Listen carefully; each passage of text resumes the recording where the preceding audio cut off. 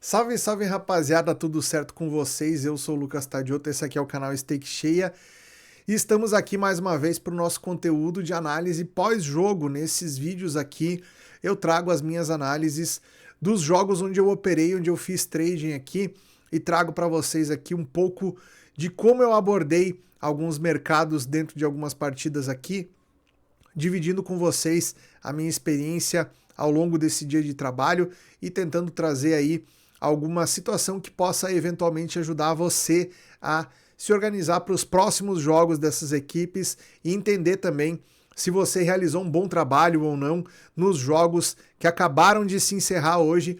Estamos aqui com os jogos de Copa do Brasil, jogos de ida das oitavas de final, e a gente vai comentar um pouquinho sobre eles. Antes de mais nada, queria convidar você que não é inscrito aqui no canal, que por favor se inscreva, deixa o seu like aqui para fortalecer o nosso conteúdo e, é claro, ative o sininho para receber aqui as notificações sempre que trouxermos vídeos novos aqui no canal. Bom, começando a falar do jogo das 19 horas entre CSA e Vasco. Esse jogo aqui foi um jogo onde a gente imaginava que o Vasco pudesse ter as ações dentro do jogo, levando em consideração que o CSA, mesmo jogando em casa, é uma equipe aí da terceira divisão do futebol brasileiro, então a gente tem uma discrepância grande aqui em relação ao nível técnico das equipes, né? Embora o Vasco não esteja vivendo um grande momento na Série A do Campeonato Brasileiro, é um time de primeira divisão, é um time que tem mais estrutura, que tem mais qualidade técnica, e mesmo o CSA tendo eliminado na fase anterior a equipe do Grêmio, né? Que é uma equipe de Série A também e com bastante histórico nessa competição da Copa do Brasil, né, a gente tem aqui uma diferença bem grande entre essas equipes, né. O que aconteceu foi que o Vasco, de fato, conseguiu realizar um bom jogo, foi dominante praticamente em todo o primeiro tempo e nos ofereceu aí a possibilidade de trabalharmos lei ao CSA, mesmo não tendo odds tão interessantes, tá? Pegamos esse lei ao CSA com uma odd acima de 8, né, então para um jogo com o placar em 0-0, é uma odd aí que a gente pega uma super zebra, dá para qualificar o Ceará, o CSA, aliás, pela sua odd contra o Vasco nesse confronto aqui. Foi possível executar aí, então, uma posição de match odds.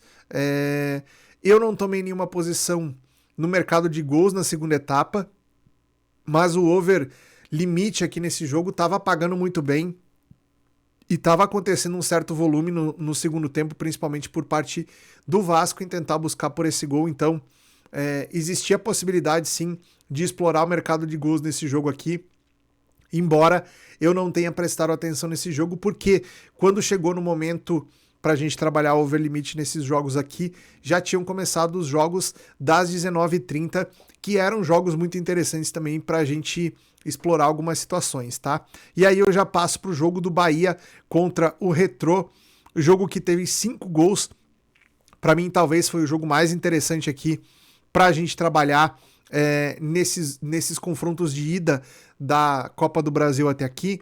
O Bahia abriu o placar no primeiro tempo, fez 2-0, num espaço de tempo ali onde a única coisa que não permitia a gente trabalhar em back ao Bahia eram os preços, né? A odd do Bahia estava de fato muito amassada, estava abaixo de 1,40 ainda quando os gols acabaram saindo no primeiro tempo, então isso inviabilizou a gente pegar um back a equipe do Bahia.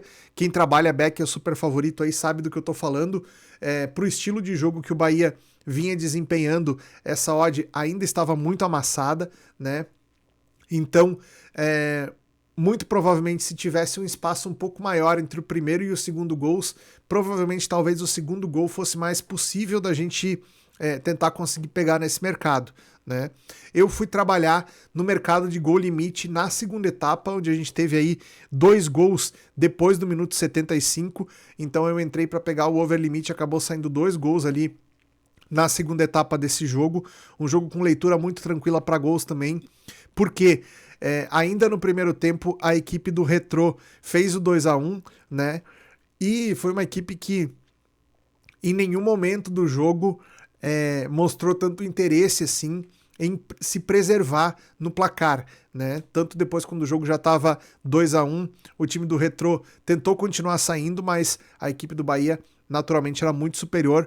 conseguiu fazer um resultado de vitória dentro da sua casa que leva uma vantagem para disputar o jogo da volta com a possibilidade de empatar o jogo e seguir em frente na competição. Então o Bahia conseguiu o seu objetivo, digamos assim, dentro de casa, que é conquistar uma vitória e ir para o segundo jogo com uma vantagem. Poderia ter sido uma vantagem mais elástica, obviamente, até por tudo que o Bahia jogou e pelas chances que criou, né? Teve bastante volume a equipe do Bahia, poderia ter feito uma diferença maior.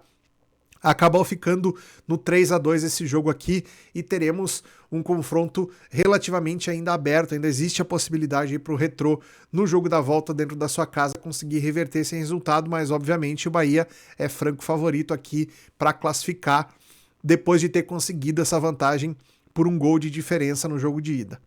Depois, também às 19h30, a gente teve Cruzeiro e CRB.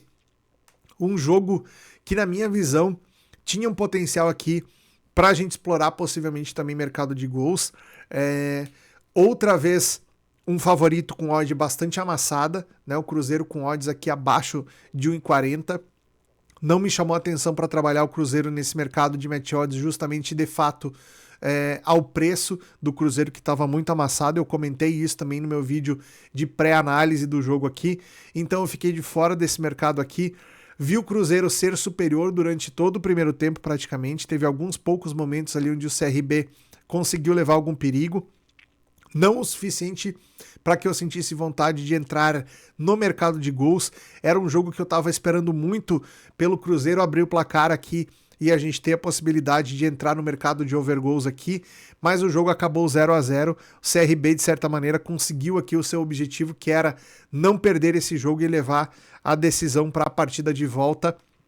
Acredito que teremos um jogo bem interessante aqui no CRB contra o Cruzeiro, no jogo de volta na casa do CRB, tá?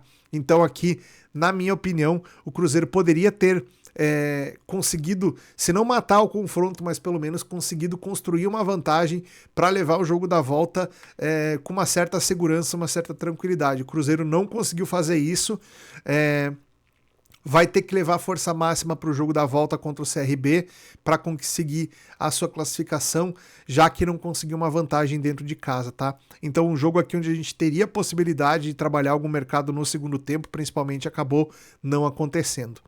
Depois tivemos os dois jogos das 21h30 que acabaram agora recém. O Corinthians venceu o Palmeiras por 1-0, num jogo onde foi melhor.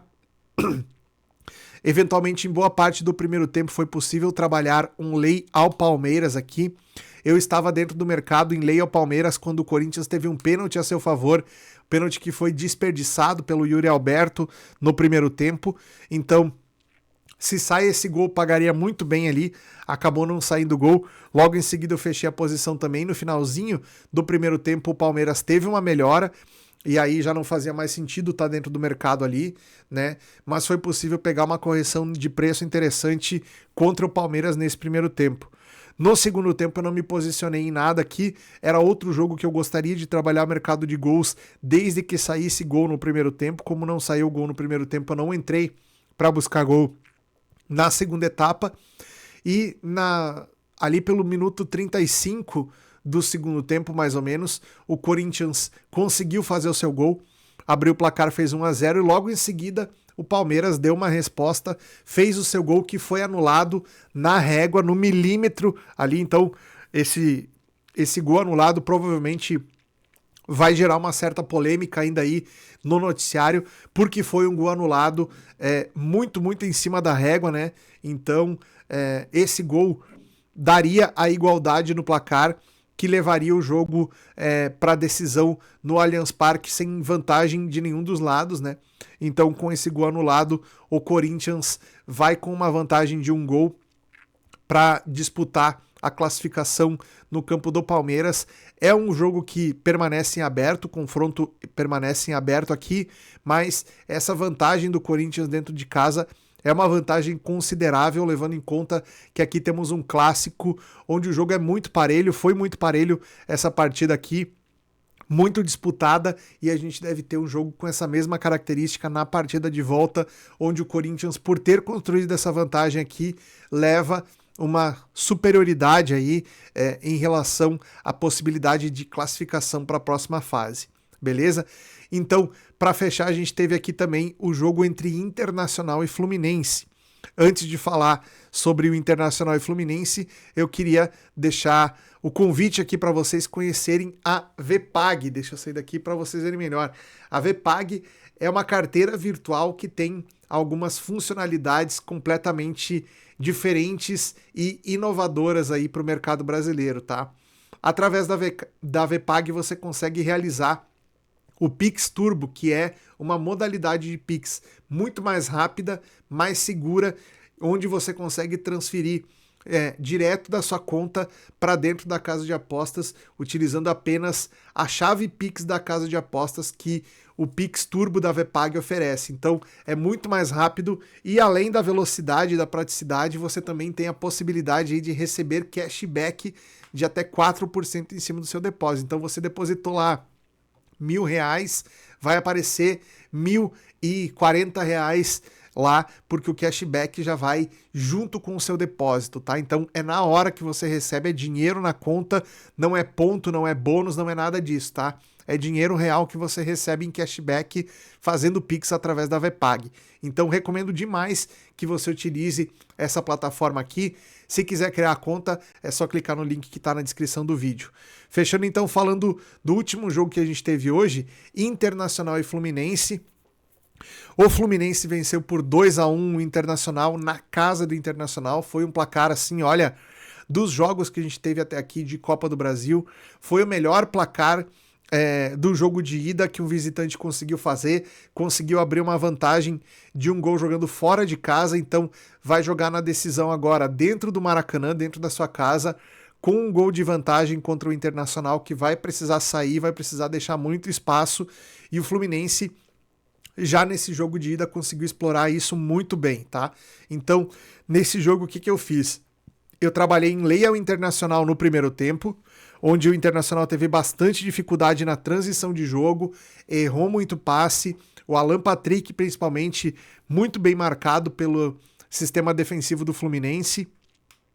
Fluminense que jogou aí com meio-campistas mais empenhados em defender o setor, então dificultaram muito a ação ofensiva do Internacional, conseguiram controlar esse sistema de meio-campo do Inter e assim, roubando a bola por ali, criaram as situações de gols, fizeram o primeiro gol, tomaram o empate e buscaram o resultado aí, fizeram o 2-1 e depois administraram o jogo, conseguiram coibir todas as ações ofensivas do Internacional, que não tinha recurso, né? Não tinha repertório para furar o bloqueio defensivo da equipe do Fluminense. Então, um grande jogo, mais uma vez, uma aula tática do Renato para cima do Roger. A gente já viu isso acontecer várias vezes e o Fluminense leva uma vantagem muito importante. De todos os confrontos da Copa do Brasil até esse momento aqui nas oitavas, a melhor vantagem é do Fluminense, porque conseguiu vencer fora de casa e agora leva a decisão para os seus domínios, precisando apenas de um empate para classificar. Beleza? A gente vai falar dos jogos de amanhã no próximo vídeo. Temos amanhã pela Copa do Brasil também aqui o jogo do São Paulo contra o Atlético Paranaense e Flamengo contra o Atlético Mineiro. Eu vou trazer análise desses jogos aqui no próximo conteúdo, beleza? Nos vemos no próximo vídeo então, um grande abraço, até lá.